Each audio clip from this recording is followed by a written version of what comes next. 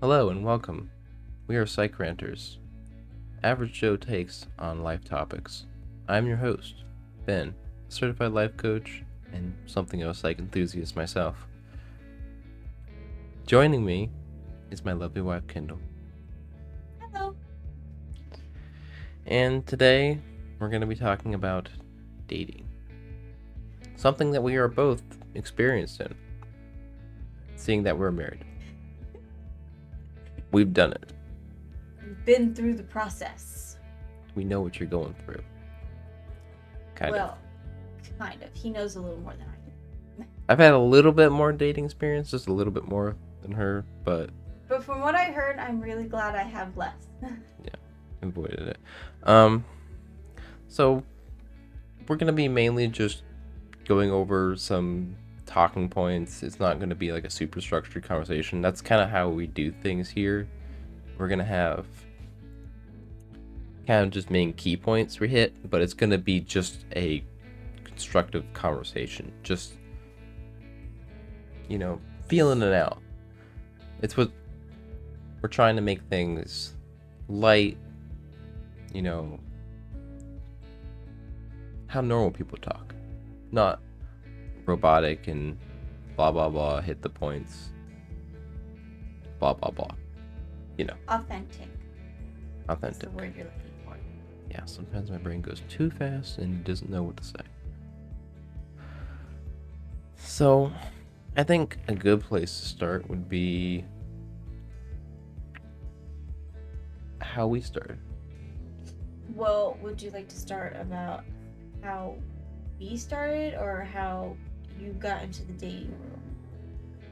Because if we're talking about dating, it depends on...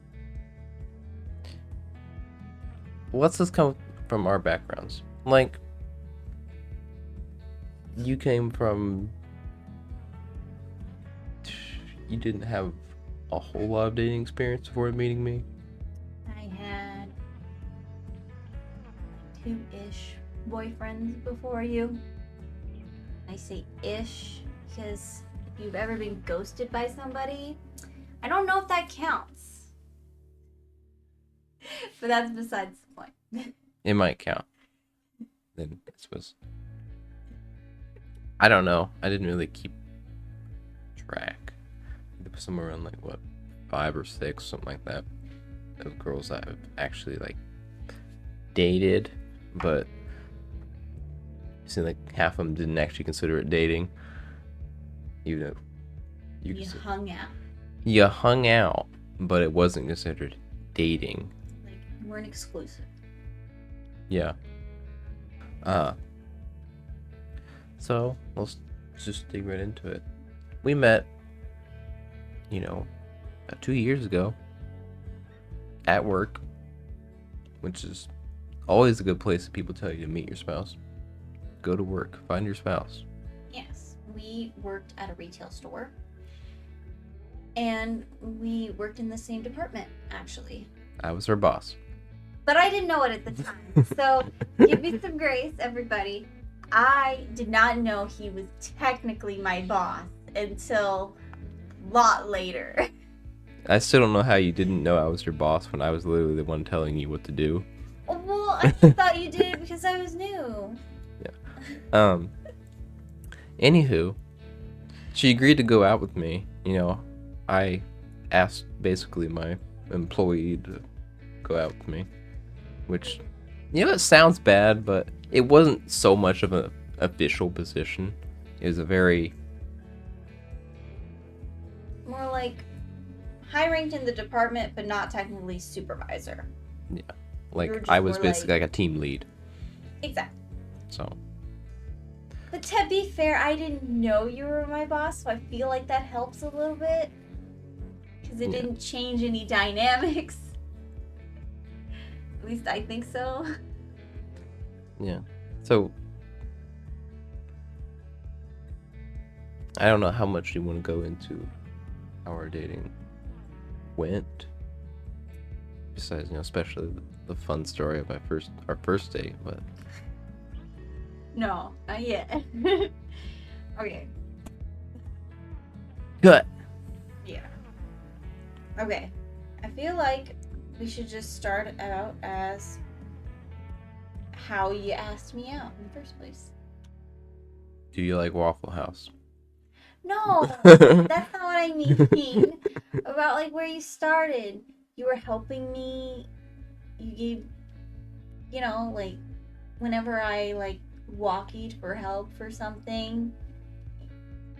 I came around the corner. I was any guy out there. You know what I'm talking about. I was totally flirting. But And like almost every woman, really hard to pick up when a guy's flirting because they are not obvious about it. no, guys are extremely obvious about flirting. Women are the ones who you never know if that's flirting or they're just being nice. No, because you guys do the main gestures and we just think you're being nice. It's not necessarily like, oh, he's helping me, so he must like me. It's more like, oh, he's helping me, he's a nice guy. Not like he's into you. You know what I mean? It's not exactly obvious from a woman's perspective. It's just us seeing you as nice. Helpful. Agree, disagree on a little bit on that point, but anywho. Why? You don't think women just think that? I think women, for the most part, are very hard to read. I got lucky with you because you were actually like, all right, I want to date you. Let's the do difference this. between me and other people is I was raised by a man, so I'm a little more blunt than others. So. Yeah. That and the previous time when I wasn't blunt, I got ghosted, so probably stay blunt. Be direct. Be direct, people. Be direct. Be direct and know what you want. I mean, be afraid to say it. I suppose that can be our first talking point. Be direct. Because I know a lot of people get mixed up into the thing of, does she like me? Does he like me? You gotta put feelers out there. You know what? You kind of just gotta walk in there and say, hey, do you want to go out with me? Yes or no? And then, from that point on, you kind of build the relationship. Yeah. It's mostly, I think, it's knowing what you want and being willing to be hurt or scared or open yourself up to, well, the world. Because dating is part of the world, and in order to get to that, the I do's and the forevers, you have to put yourself out there and you have to be willing to get hurt in the process. Because if you're not, then how are you going to ever connect with someone on a deeper level than, hey? Yeah.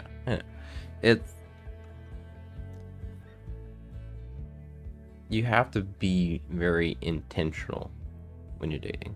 It's not like, let's just hang out and let's go have fun and let's see where this goes. I mean, yes, you should spend a lot of time with the person you're dating, and you have to be very intentional about that time. You ask the important topics. Ask about the important topics, the important questions. Be direct and say, all right, here are my negotiables and non-negotiables. Things that I can't live without. This is how I want things to look. And things are how, this is how you think things are. How do the pieces fit? Well, I mean, like, where can I compromise and where can you compromise and where we can't compromise? It's not so much of a, all right, you get what you want, and then I just say, nah, it's fine, because you want them to like you. Exactly. You have to, I don't want to say like you have to be bold, but you do have to be bold with what you feel like you need. Like, if you need to take your kids and everybody to church on Sundays, sometimes that is a deal breaker in a relationship. If it is, you have to talk about those things to know that it is a deal breaker in the first place. And if you don't have the hard discussions, then how are you going to get to know one another? How are you going to know that that person that you've chosen is going to be willing to get through all the hard stuff and everything if they don't even know you? Like, know you really. Instead of, yeah, let's do whatever you want, whatever you say. Yeah, I think people get caught up way too much in the dating process of, do they like me? You know, how can I make them like me? What can I do? What can I say? What to get their attention? If it's the person that actually really wants to put effort in there, you won't even have to ask yourself those kind of questions of, oh my gosh, does she like me? Does he like me? Like that. But we never had that, you know? We didn't have an awkward talking phase. It's called, we hung out for like 2 weeks Straight. Yeah, until we figured out like, this is where we stand on law of the important topics, and they're like, all right, let's make it official. But to be honest, during those times, we wanted to talk about those things. You know, like, it didn't seem like it was such an obligation. Like, we wanted to get to know each other, and that's how you should be. You should want to know these things. And if it feels like you're having to force yourself to, like, push yourself to getting to know this person and just like a checklist, you know what I mean? Like, if you keep making it like a checklist instead of making it like you're getting to know somebody and you're falling in love, then you're probably going to have a hard time. Yes. And it's probably not going to work out. Be cautious of the heart. Anyone tells you to follow your heart is just leading you to... It's a balance between the heart and the mind. Yeah, but the whole phrase of follow your heart is one of the most destructive phrases ever created. That is true. I do believe that, yes, you fall in love, that's from the heart. But to know that it's going to last, that's the mind. So you have to have a balance between the heart and the mind. Yes, you love this person so much, but logically, if you have issues that you don't resolve, if you don't talk to one another about certain things, the hard stuff, if you guys don't get through fights, like, if you have fights and you don't resolve them, it doesn't matter if you're one of those couples that it takes hours to resolve it, or a day and the next day you resolve it. If you resolve it, that's great. But if you don't ever resolve it, then that's something you should definitely know is not good. There are some couples who can sit on things for a little bit and then come back to the issue, but yeah, from all of our experience and everything I've ever read or heard, is pushing things under the rug never helps. Yeah, like, giving each other a breather is different from pushing it under the rug, because giving each other a breather is just giving some space to calm down and then talk about it logically with one another. Because I heard this, I don't know where I heard it from, but I really liked it. It was a really good thought on this topic. Your partner is not your enemy. You are not battling each other. You are battling the problem. You are fighting for a solution together. I really liked it because it talks about bonding together through problems. Partnership, which is what marriage is. Yeah. And dating and finding that partner that you can get through the hard stuff with. Yeah. Dating is a vetting process. That's kind of the whole point that we're covering, is the fact that dating is basically a very long interview process. And your job offer is basically position of spouse. Yeah. Like, don't get me wrong, yes, love is part of it. You have to be attracted to this person. You have to, find this person interesting and everything like that. But you also have to know that it's gonna work. Or at least on some level, know it's gonna work. You guys get through things together, you guys talk about the big stuff. Like, you get through all the small talk into the big stuff, and you don't stay at the small talk. This is what I'm trying to get at. Yeah. I think we can both agree that going into dating for us, it was small talk at first, because we didn't, honestly, nobody jumps into first date, first question, all right, what's your feeling on I don't know, politics and religion. Yeah. I mean, religion, I think, should be something that you bring up in the first date. Yes, but to a certain extent. It shouldn't be like the first thing you say. Mm-hmm. Like, for us, I think we talked about little things like video games, and it's when it really hit off. It's video game. Oh yeah, video games got us talking for hours. Then you got into talking about your family and my family, and then we slowly got to the big stuff. See, it doesn't happen right off the bat, like talking about the big stuff. It's a slow process, but it is still a process that you have to be going down. Just for clarification, we loved talking so much on the first date that our first date literally lasted 12 hours of almost nonstop talking. Besides the last couple hours of watching a movie. That is true. We are big talkers, which is something you are definitely gonna know. We love to talk. We love to debate. And we love to get our feelings out there and our knowledge. Make one another better, which is, important. And our goal with this is to just give our input and our, for lack of a better word, 2 cents. We're not acting like we're, professionals. Or all knowing.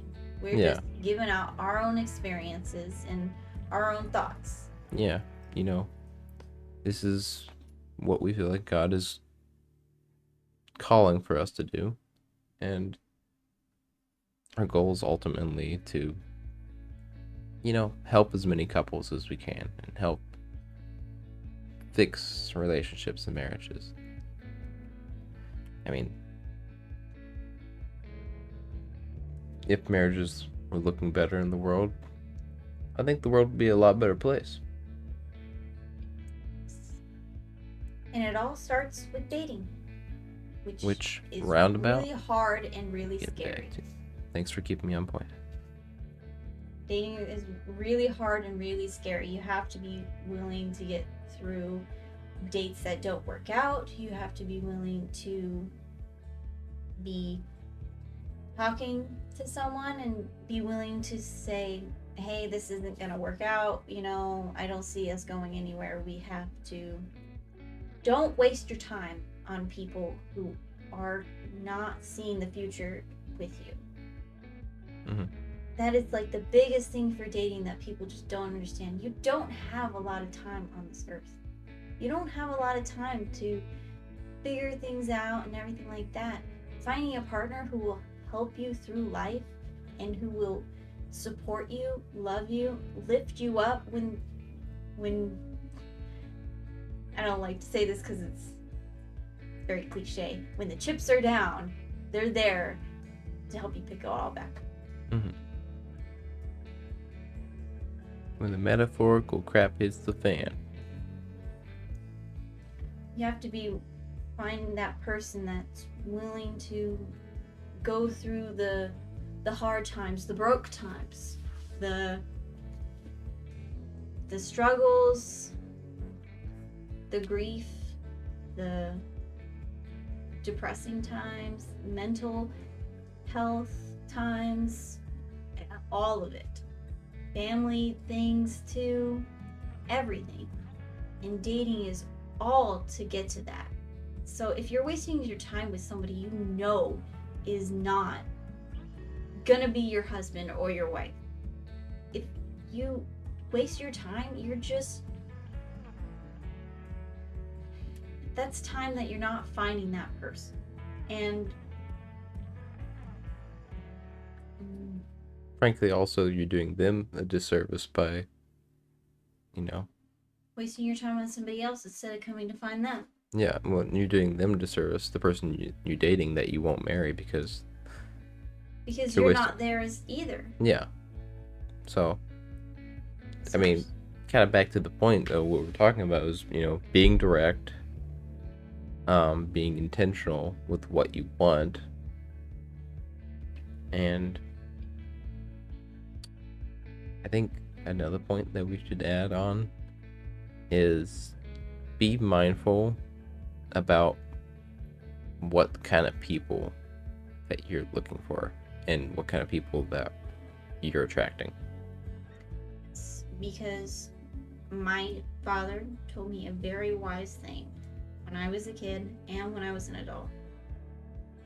You are who you surround yourself with. And that could be for anything. I feel like I don't really need to go into detail with that.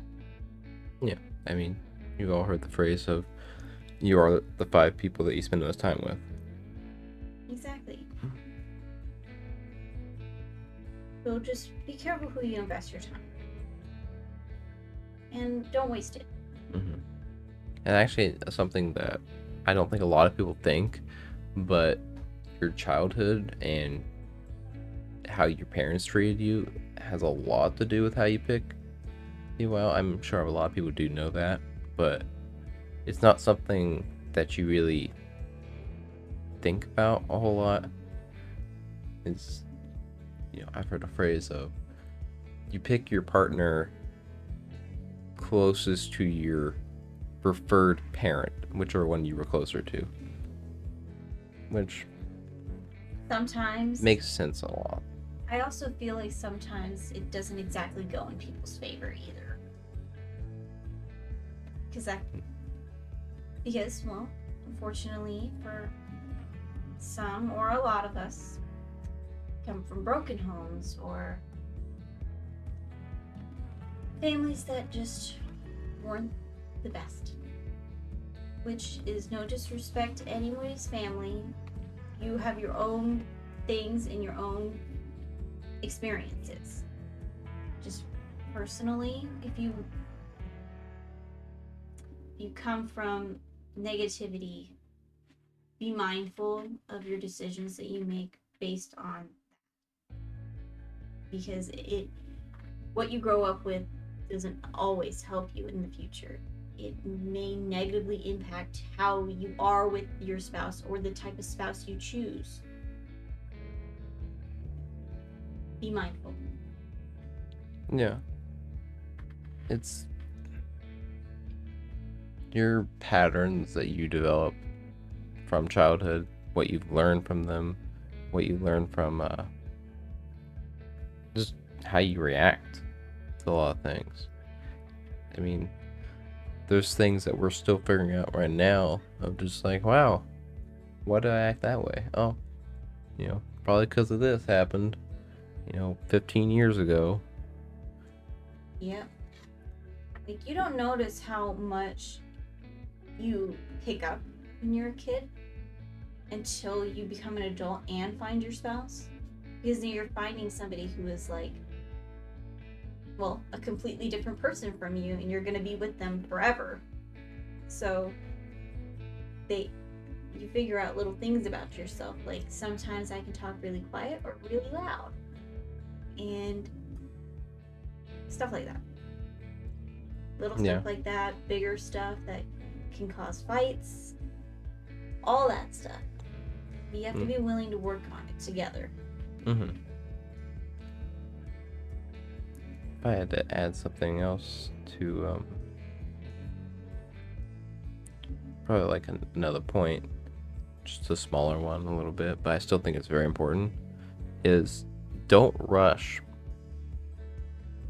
to get into like a physical part of the relationship. I mean, obviously, as Christians, we agree on waiting till marriage, I'll say, because that's how it was designed. That's the purpose of it. And it's also our faith. Yeah. But even things like kissing, like some people wait until marriage, some people don't. Some people do it on the first date. Personally, I feel like, yes, an intimate act like kissing should wait until it feels right. Mm. Don't push yourself to it just because you feel like that's what you're supposed to do. Mm-hmm. Because it is an intimate act. Even if it's a little childish for some people. It's still an intimate act that you're opening yourself up to, and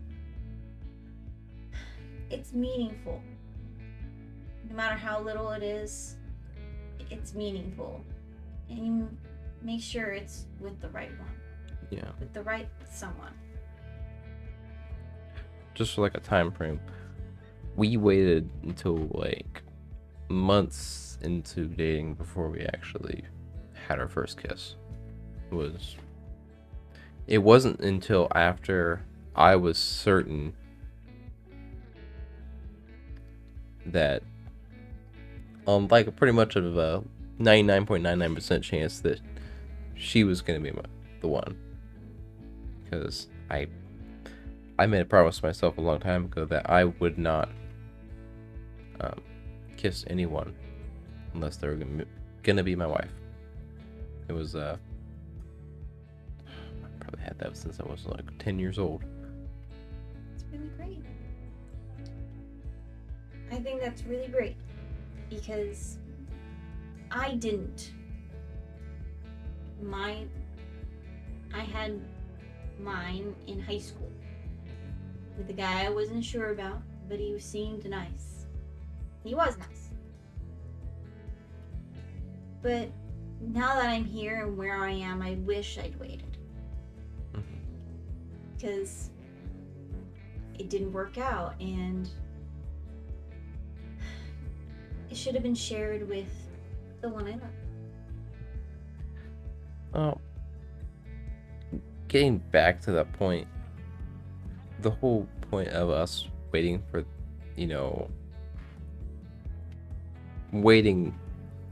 to even like kiss and waiting for like anything physical until after marriage. The whole point is to know whether things are actually like lust or love, because a lot of people can get entrapped into the excitement of a new relationship, and once you start mixing lust in there, it can really meddle with things if you don't actually know what's what and whether or not this is actually compatible. It mixes up your feelings too. Like, you could think you love somebody, and yeah, but then lust gives in to where you think you're in love with that person because you want to progress in the relationship. You want to get to that part. You want to get to that physical touch, that physical part of the relationship, that intimacy. Oh, especially once you become one with someone. there's a spiritual element to that of where you guys are connected on a certain level. I mean, I I buy into the belief that, intimacy is part of a spiritual act. You can't just do it and expect there won't be any consequences. There won't be any, like, oh, there's no such thing as casual hookups. Exactly. It's no matter what you do and you choose, it's an intimate act, and you are giving yourself to someone else through physical or kissing. You're still giving a piece of yourself to that person. Whether it's your first kiss or not, it's still a kiss that's yours and it's personal. You want to make sure you're giving it to the right person. And to do that, you have to wait until it's right. Yeah. It's something that we discussed right when we got actually together as like boyfriend girlfriend was, hey, we're not gonna be physical in that way until after marriage. And even waiting for like kissing, I told her that, I wanted to wait on that. Wait until we're set on that. Which, I mean, from most guys' perspective, but that'd be kind of weird because it'd be like, guys are a little more hardwired into that desire. I mean, don't get me wrong, it's a big struggle for guys to resist giving into the physical temptations and the physical desires, but take it from someone who did wait until marriage, it's 100% worth it, because you not only know that she's not been with anyone else and you've not been with anyone else, there's no comparison, there's no one else in the marriage. There's no competing with the previous person. Well, I think if you carry that connection, you still are carrying that connection with someone else. There's basically someone else in the marriage almost. Exactly, because you've had that experience with somebody else, and that's how you judge that from now on. Yeah, I know that's going to be a really hot take, and a lot of people aren't going to like that because they're going to disagree and say, hey, no, you can sleep around and be fine, and, maybe that works for you, but does it? I think later down the line you'll realize it later. That's our hot take for that. Yeah. And we understand, and we're perfectly okay with people disagreeing with us, Healthy debate. It's a healthy debate, and we're perfectly okay with disagreement. We're not saying we know everything either. We're just saying our opinions and what we know. Our arguments are coming from our belief and our faith and our personal experiences from, numerous other sources that, I've listened to, read. I mean, again, we're not saying we know everything. Yeah, we're not experts, but we do have some experience behind our belt. Okay.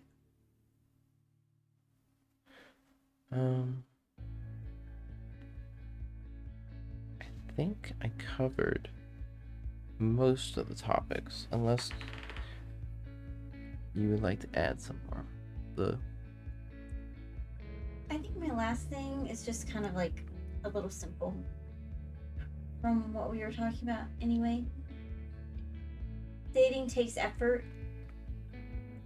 Ladies, you have to put in the effort just as much as he does. He messaged you, you message back, you be the one to message first, you plan a date. It's effort on both sides. You cannot just expect the man to put himself out there and feel like he's getting nothing in return. If you want to make the dating fun, obviously, because dating can be fun because you're getting to know somebody.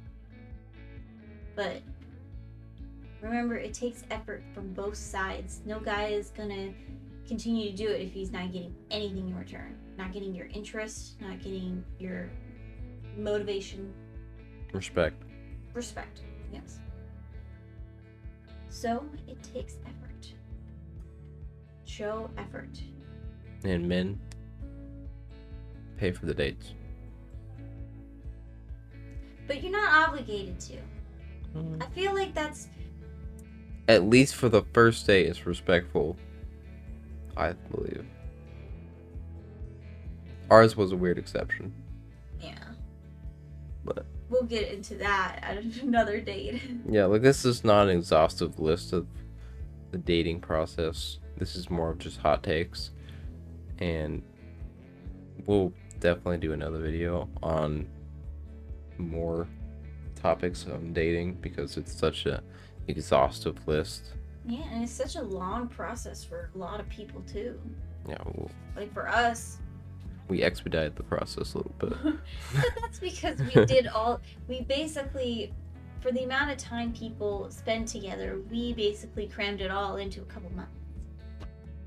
We dated for 6 months for getting engaged, and then we spent 4 months planning a wedding, and then, now we've been married for...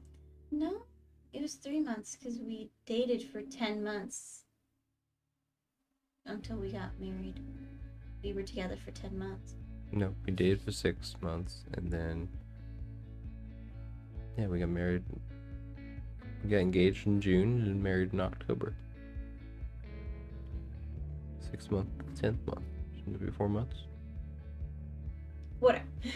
Anywho. We expedited the process of it. Not saying you have to do that as well.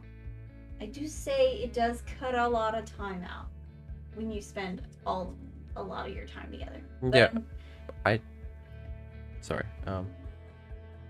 But not everybody can do that, so it's perfectly understandable. It's not like an expectation. It was just a rare thing that happened for us. Yeah, I wouldn't recommend going that fast. No. Most people, except we spent every day, like she said, talking about the important stuff. So we pretty much knew from an early standpoint that, like, all right, so we meet all the check boxes, we check all the boxes. We feel the feelings. Yeah. We spent so much time together that, like, feels like we were together for a long time. Yeah, because we kind of wore off the excitement a little bit. Yeah. By spending so much time together. And it was actually helpful that we worked at the same place too, because we just literally spent all of our time together. Which I understand for some couples you can't do that, and that's perfectly okay too.